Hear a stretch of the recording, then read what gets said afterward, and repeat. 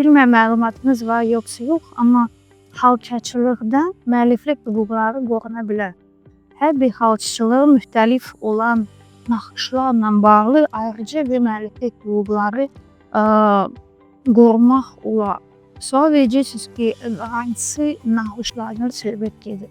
Hər bir naxışın öz olan rəngi var, forması var, üsulu var. Bunlar hamısı nəzərə alaraq müəyyən bir naxış çıxır və naxışları gördüyünüz kimi xalçaların üstünə vurulur və nəticədə belə bir gözəl xalçalarımız bizim var. Bizim hamımız tanımış olan bir xalçalar da yun xalçaları. Amma mən qeyd eləmək istəyirəm ki, bu xalçalardan başqa bizim bir ipək xalçalarımız var. Bunların xüsusiyyəti nədir?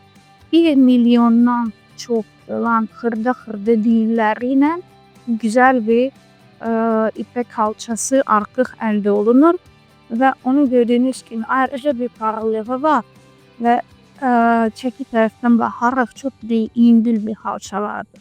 Yenə də qayıdan kimi hər naxışın öz müəlliflik hüquqları var.